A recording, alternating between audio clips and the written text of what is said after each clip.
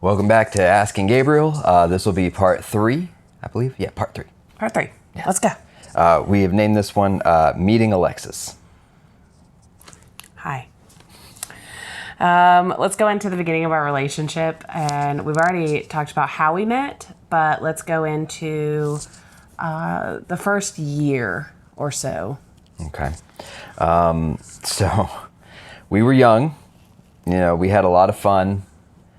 It was just spending time together and finally getting away from a woman who wanted to control everything about me to this beautiful young lady who wanted to do nothing but love and help me, and it was amazing. It was amazing. It was amazing. And I found the first man in my life that made me feel safe and loved, and it was like two forces coming together that it really was amazing.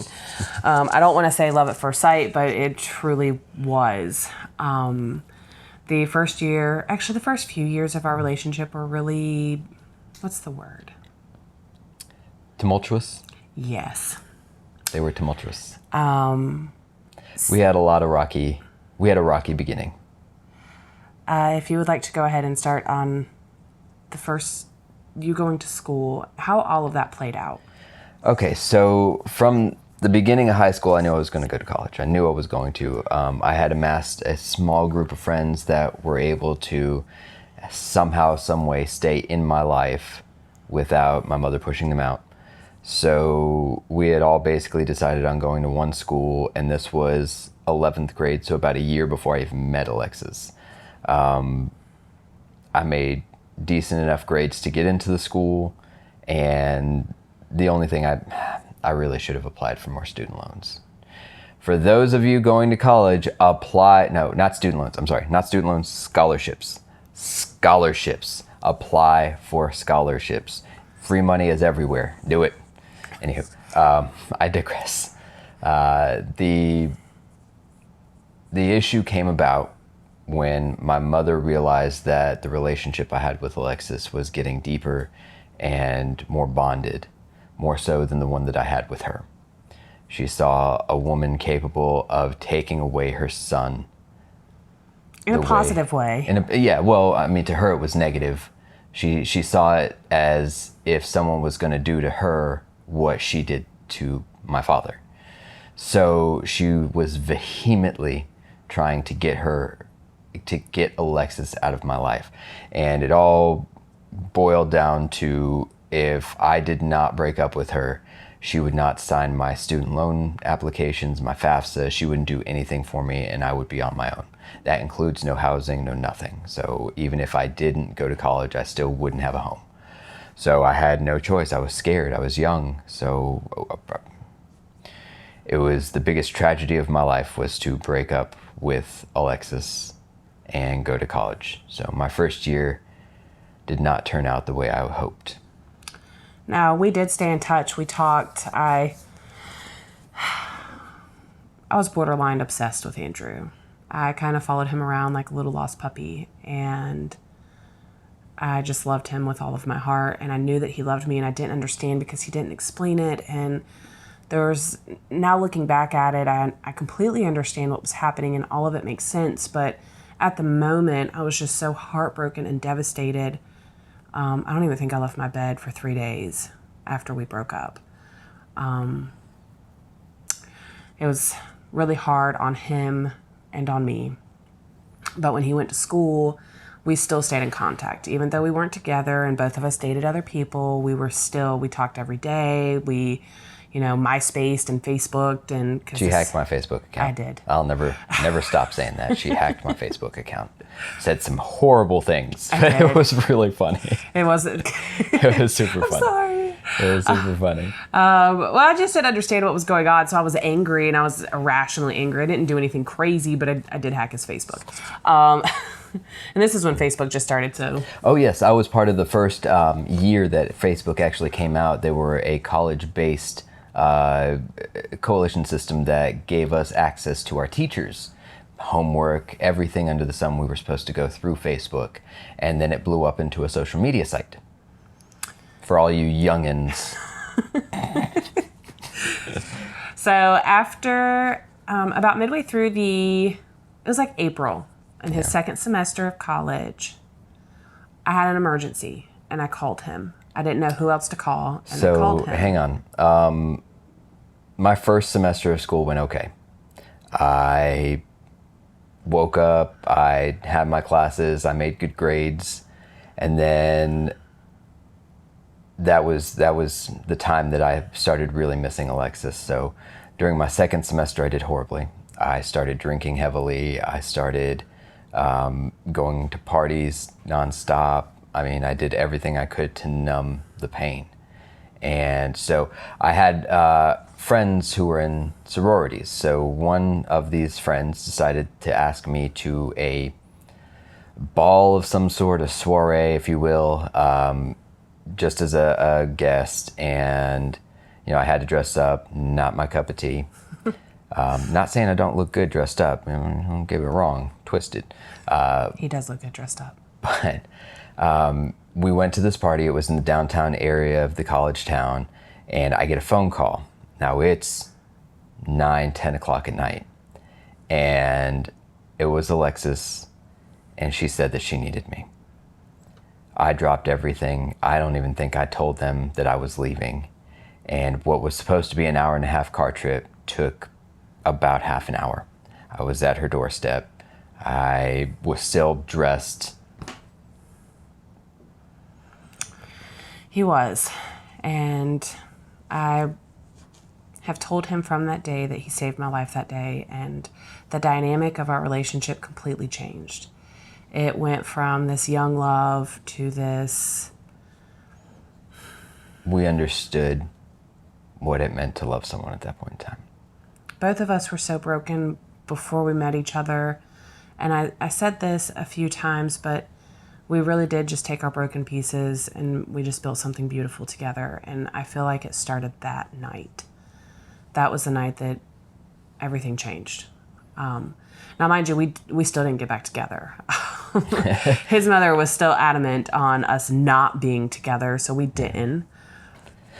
All right, so after that incident, you know, she started coming up to the school and, you know, would spend the night. I would sneak her into the boys' dorm. Woo! You know, we have a tale of sitting and playing Fatal Frame 2 on the TV in the lobby, and everyone sat and watched. I mean, this game was horrific. It was phenomenal. Loved the game. None of the guys would play. I was the only person that would play it. So all of the guys in this dorm circled around me while this girl with neon hair played this horror game. They would all jump, and it was so funny. It was great. So, all right, by the end of the semester, the second semester, I knew I had lost my scholarships. My grades were piss poor, and I realized that I should have put a lot more effort into it. So I ended up going back home. I ended up staying with my mother. That was a trip. We didn't stay together long. This was May. By September or so, she had had enough of me. I had basically been doing nothing but working, so I couldn't give my mother the attention she wanted or whatever she wanted. And so I started, you know, looking into getting this little one-bedroom apartment in the worst part of town we could get in. Oh, so bad. But the rent was cheap, and God, they really screwed us over on that one. Anywho, so we managed to find the apartment, get the apartment, have everything paid for, but we could not go into it. And I asked Alexis to move in with me because it would just make the bills easier. Now, hold on a second. I was actually at the time dating someone else, and I was over at his house. Andrew calls me and says, "Hey, I really want to move out, and I can't afford to do it by myself. Will you please move in with me?" I literally left that guy's house and went home and talked to my parents about it, and I was like, I think I'm gonna do it. I'm pretty sure I love him and I want him to be happy, and he needs to get out, so I will help him. So we actually moved in together, not in a relationship. Nope. It was just a mutual Like, we had separate beds. We did, actually. We did have For a separate little beds, while. yeah. Eventually, we pushed them together, and it was like, yep, guess we're together now. Yep. We got one queen sheet at that point in time. At one point, we stacked all box springs and mattresses on top of each other. Yeah, it was good times. Anyway, so right before, we actually had to wait for the apartment to be cleaned. We had to wait. We had to wait for our accent wall to be painted. Bright green. Andrew chose this lovely green color. It was, Bright green. Yeah. Looked like someone took a highlighter to it. Anywho, we had to wait a few weeks, but I think that was in January was when we were able to move in. Yeah, January 1st. So this is in December. So around December 22nd, 23rd, my mother and I got in a fight about, again, me being in this relation, or me going and living with Alexis. She was just, I can't conceive where she was coming from to this day. But at the end of the argument, I was on the street. And I called Alexis and I let her know. And I called my mom and let her know. And we took in Andrew. And he came and lived with me and my parents until our apartment was ready. And our cat. Because our cat. Oh, man. In October, we ended up picking up Mary Jane. She was just a kitten. We were driving by. It was my birthday. And we see this box on the side of the road, and it had, I think, like 10 or 11 or something crossed out with 1 written next to it, and it said 1 kitten. We were like, that can't be. That can't be. So we go over, and there's this itty-bitty little tiny 1 palm-sized black and white kitten covered in fleas. Covered. And mewing like there was no end. So we couldn't help ourselves. And this was when I was still living with my mother, so I couldn't take the cat in. And Alexis's mom wanted, shots, vaccinations, all the whole... Had to be spayed, had to be treated for fleas. And so poor little Mary Jane got passed around to a few friends before she finally managed to stay with us in January. So that's the story. And she's 14 now. She's 14 now. She's still alive. She's chilling on her couch right now. Passed out. So we moved. I see those toe beans. So we moved in together, and at the beginning, his mother would literally randomly show up at the apartment. Would get angry that we weren't home, even though she didn't call beforehand. She would just show up. And then call us infuriated over the whole situation. It's like we were working, we were picking up groceries, we were... living our lives as adults. Yeah, trying to make it on our own. But that persisted for a few years. For about a year. About a year. So right before we moved out of the apartment, I was on my way home from work, and I worked downtown, so it was about half an hour drive, and my mother called me. And I don't know what compelled me to pick up, but I picked up, and in the process of talking to her, her phone cut off. Like, she dropped the call. I got a call back, several ugly text messages telling me how worthless I was and how I should never have done that, and I'm such a POS, and she doesn't have so much disrespect. And then we didn't speak for 3 years. 3 years over a dropped phone call. Those were the best years at that point in time. Oh, man. We got a dog. I graduated college. He bought a new car, or he got a new car. It was amazing times. And at the end of this 3-year period, we had actually started talking about getting married and having a son, or having a child. Yes. So after he graduated school, we talked at length about having a kid. I have some medical problems, and I was told I was never able to reproduce. So it was really important to me for us to try. We talked about doing foster care and adoption, but he didn't have a birth certificate, so we couldn't do that. So we were left up with, we have to let nature take its course and see if we can have a baby. We were all in, just all in, trying our hardest. So a few months after that, now mind you, we did invite his mother to his college graduation, and She just never came. she didn't come. Now, mind you, on my high school graduation, she blasted me. We had, it was maybe 80 degrees. No, God, it was like 110 Yeah, it was degrees. in June. It was hot. In the auditorium that we were in. And by the time I was done, I was so hot that if I didn't take my robe off, I was probably going to pass out. And she tore me a new one for not getting any pictures in my robe. And then didn't talk to me. She did that a lot. A lot. Anywho, let's. I digress. Back to the future. So we had finally come to the decision to have the child. We were trying, and she just one day. Hold on, real fast. Before we even get into that, let me talk about the fact that we didn't go into your first Christmas, and it wasn't just the first Christmas, but the 3 years and the really 5 years that we were together before deciding to talk, or 8 years, 7 years, 7 years. 7 years we were together. He was included in my family 100%, which he had never even experienced and had a really hard time accepting. It took me quite a few years. In fact, it's still hard.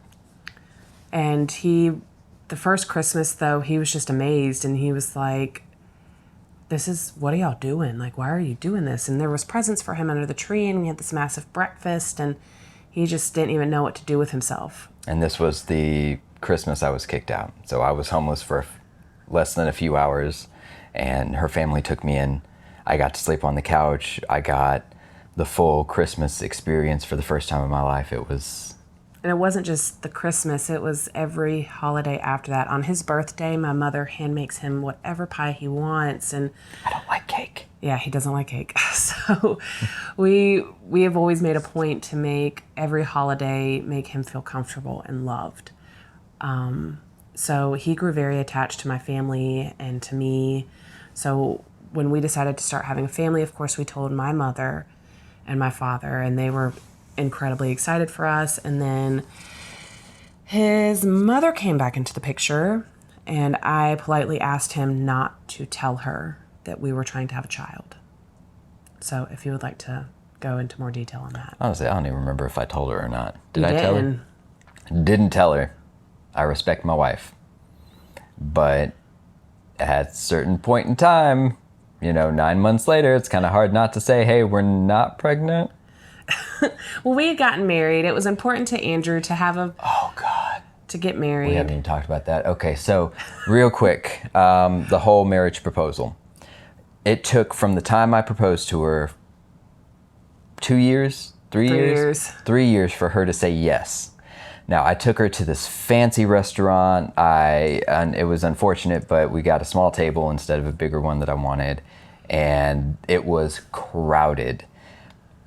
We ordered our food, we ate, and then I pulled out a ring box and started leaning down, and she looked at me and she was about to stab me with whatever utensil she had next to her. A butter knife. It was really, you could tell the heat coming off of her that she was about to, reach level 9,000 and destroy me.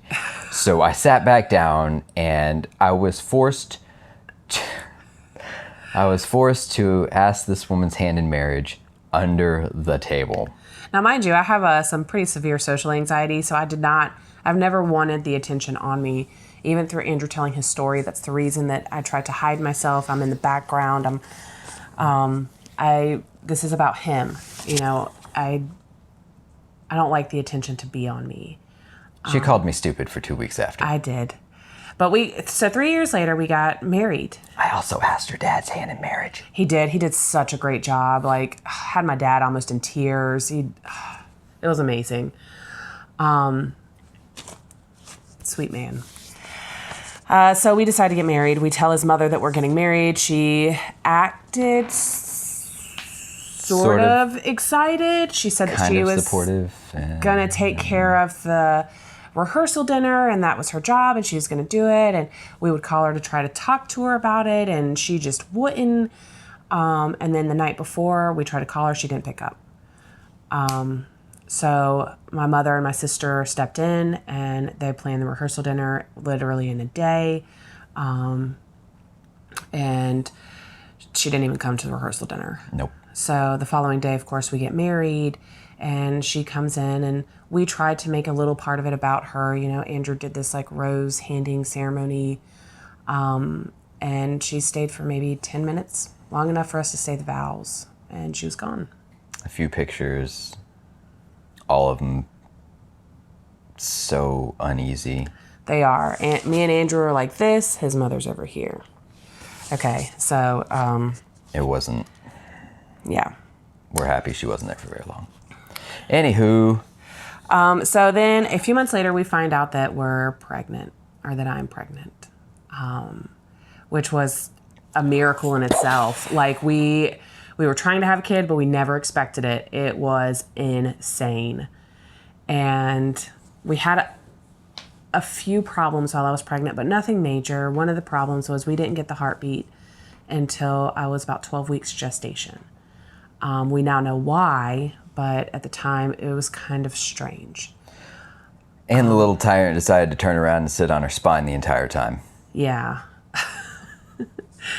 And his mother was... All right, so about 6 months into the pregnancy, she came over and decided to have a talk with us.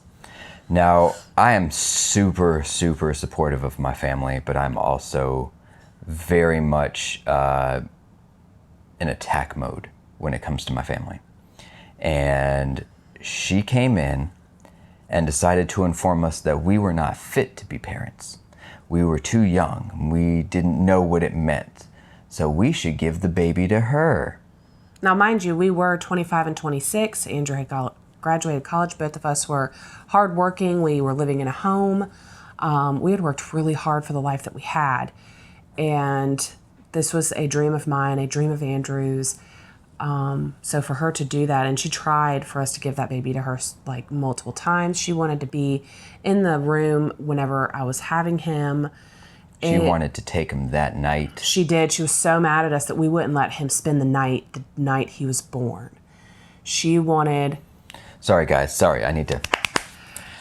She desperately wanted him. And at some point in the pregnancy, I looked to Andrew and I sat him down, and I was so nervous to tell him, but I said, I think she's at a flight risk. I think she's going to try to take our son. And I do not feel comfortable with her having him by herself, which was terrifying for me to even talk to Andrew about, because their relationship was already so... There's tumultuous again. Yes. So I didn't want to disturb anything, but at the same time, I had a duty to protect this tiny little bean inside of me. I love our bean. He's a great bean. He's super good bean. So it was just, she just got furious.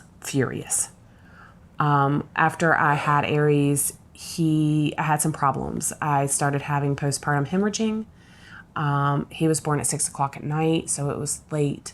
I had been in labor, guys, for 72 hours.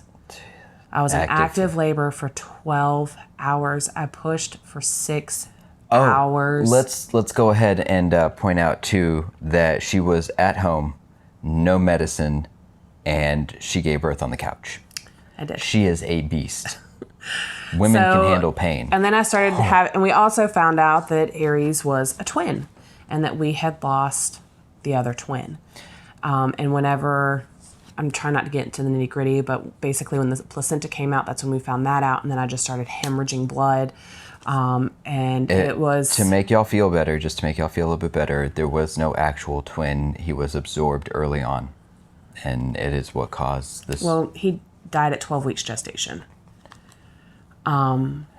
So there was, it's all complicated. We'll go into that in the next video. We'll explain really in detail about that. So we did not call her until the next morning. The next morning, y'all, it was 6 p.m. Alexis had already passed out. I was taking care of the baby. We had basically passed out. 2 hours later, little man slept like a champ. He did. So we called her the next morning, and so the fire show started.